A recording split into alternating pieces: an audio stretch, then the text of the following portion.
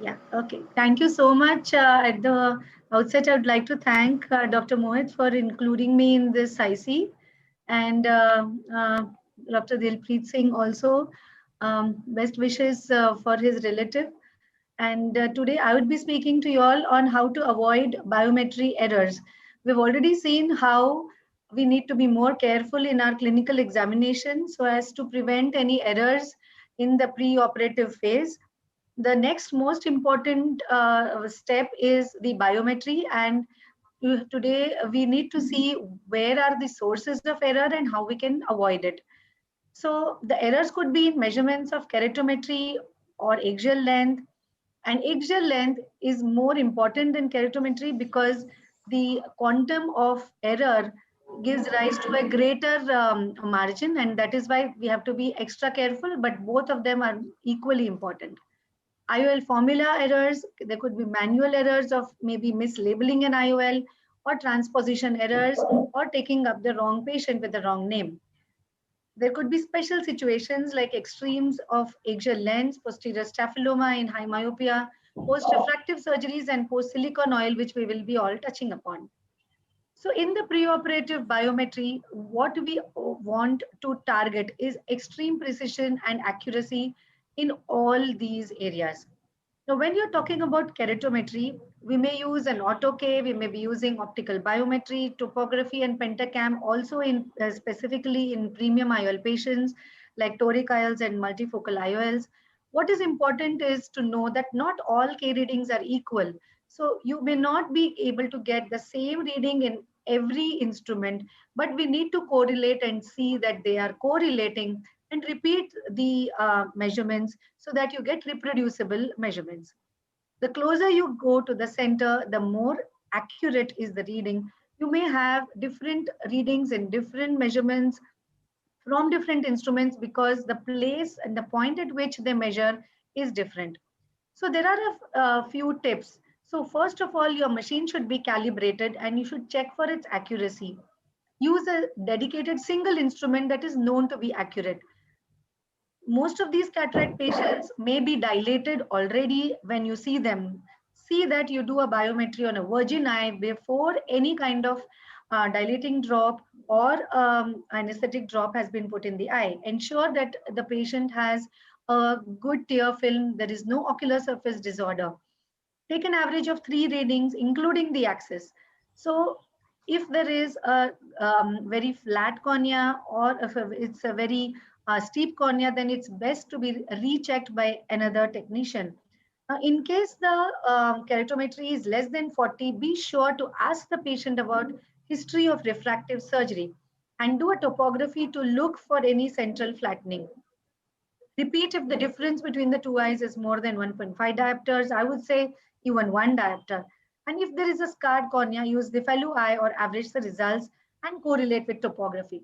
Like for example, here we have a patient with pterygium. You can see the ring image is also distorted nasally. And there is a flattening. You can see the triangular flat area with raised horizontal coma and horizontal trefoil on corneal wavefront. Now, these are patients where you would get higher astigmatism, where you would get higher order aberrations. So you need to treat the patient first with pterygium, wait for a few weeks, at least 4 to 6 weeks, see that the keratometry is stable, the topography is stable. By that time, the astigmatism also would have reduced, and then only go ahead so that you don't end up having biometry errors. You could have a patient with ocular surface disease having a dry eye, and that could give rise to changes in your keratometric reading. Now, you may use either ultrasound or a biometry, but remember that optical biometry scores over either immersion, and that scores over a contact A scan. Now, what are the advantages of optical biometry? Definitely, it is more accurate because it avoids operator variations. It's a non-contact method, and that is why it eliminates the chance of a corneal compression, which could be possible with an applanation A scan.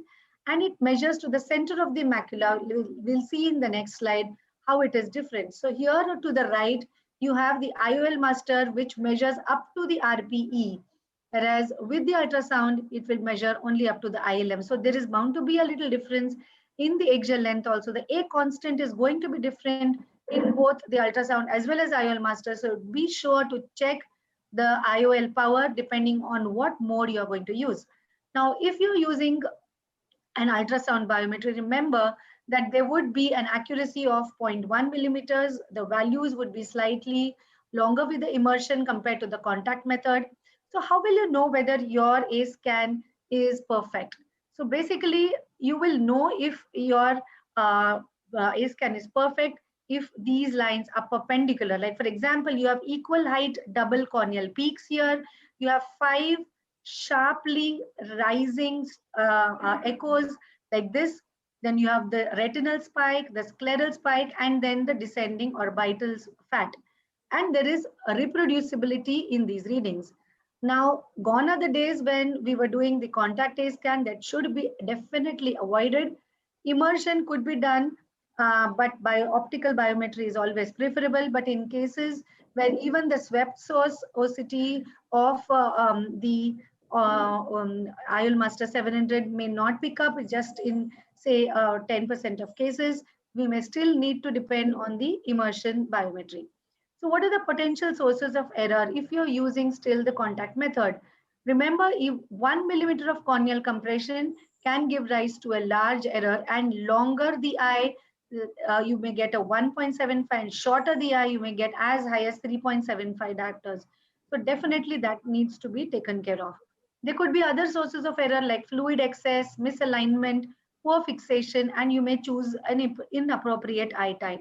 So some common errors are if the beam is not perpendicular, then you can see that the retinal spike is not perfectly straight. If it is not through the center, you can see that the posterior lens spike is short. If it is misaligned along the optic nerve, then see that the spike is absent here. Also, you could have air bubbles in the fluid in case of the immersion method, or you may choose an inappropriate eye type. The use of individual sound velocities may be more accurate. Also, remember to choose the right mode if you're choosing a patient for secondary IOL like aphakia or an IOL exchange with pseudophakia. And in case of a pseudophakia, remember to choose what kind of lens was used when you're doing an IOL exchange. Now, we all know what is gain, and a lower gain setting is used to improve the resolution of spikes, but errors can occur with a very high gain and with a very low gain. So we have to be very careful. In cases of very high myopia, you could have a posterior staphyloma that causes an irregular shape of the ocular wall. There is a no distinct high retinal spike seen, and they could give rise to a significant error. So optical biometry is definitely better because that would go along the visual axis. So here again, as you can see, this is the source of error because the deepest portion of the staphyloma may be located eccentric to the macula. It's always best to correlate with a B scan and use an appropriate IOL formula in these cases. You may have macular lesions like a retinal detachment or oracular edema, or any elevated macular lesion will cause a problem and a shortened axial length measurement. There could be vitreous lesions like either vitreous hemorrhage or asteroid hyalosis or a gas bubble again, which can give rise to an error.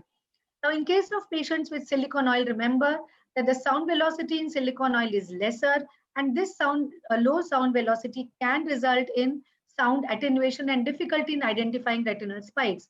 And hence, ultrasound biometry is bound to show errors. This will be less affected in optical biometry, and that is the procedure of choice in these patients. So some tips for accurate measurement of axial length. Again, ensure that the machine is calibrated. Check for the correct velocity. Gain should be set at lowest level, which will give you good resolution. Average of at least 5 to 10 consistent results, and look at the lowest standard deviation. Again, in case of some ointment which was put in the eye or a lubricant, then it could give rise to an improper tear film. Now, sources of error with an incorrectly short measurement. Again, there are a host of reasons why, and you have to be very, very careful, like what we have already discussed. Again, an incorrectly long measurement, again, like I said earlier, an air bubble or a fluid bridge, gain set too low, posterior staphyloma, or a misalignment of the sound beam. Now, coming to optical biometry, definitely IOL Master 700 has given us much more better readings, more accuracy, and in more number of patients, even in greater degrees of cataract. but the fixation has to be good. In patients with poor fixation or incorrect alignment because of low vision, nystagmus, blepharospasm, or strabismus, we could still have errors. Again, if the surface or the ocular surface is not right, then these keratometric readings can be incorrect. For example, the position has to be right. Now see, if the position is right, here we are looking at an astigmatism of 1.48 at 105, but if there is a tilted position which the technician may miss easily, it can give rise to an error. Whereas here now what you are getting is 1.56 at 83. So if you are planning a toric IOL, you can easily go wrong. Again, if it's a patient with silicone oil, remember to choose the mode of silicone oil. Here you would get a biometry of 25.5. If you have chosen just a vitreous body, it would be 22.5. So you can end up in a refractive surprise. Personalization of A constant is absolutely essential. Why do we personalize? Is because we need higher precision and higher accuracy so as to get best visual outcomes. IOL formula should be chosen according to the axial length that is of the patient. Barrett is a very good formula to be used. In very high myopias, be sure to have better accuracy. You can have other also.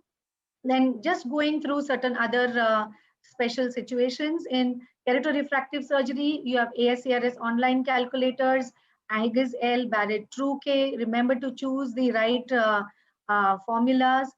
In post-keratorefractive surgery, the keratometry would be fallacious because of overestimation of the keratometric reading, leading to hyperopic outcome. In RK, you have a smaller central optical zone and a lot of variability in the readings. In LASIK, it's the change in the back to front ratio, and that is why there could be a lot of error. For example, just a last case, this is the central ablation post myopic Sorry to LASIK interrupt, done. ma'am. Yes, just finishing in 30 seconds. The time is up. Yeah. Yes. So this is the ASCRS post LASIK calculation, which is showing 12.5. What we used was 12.5. With an IOL master, if it is not considered as LVC, you would get something as 10.5, which would lead to an error. A Haigis suite will give you 12, so it gives you good results, and the Barrett suite also. So be sure to use the right formula. Repeat keratometric reading if the keratometry is showing changes between the two eyes, axial length is less than 22, more than 26, difference of more than 0.3, or a prior keratofractive surgery. Correlate the vision with the axial length, and be sure also to take good history, calibration, correct technique, and slow down. Tell your technicians to be careful. Thank you so much for your kind attention.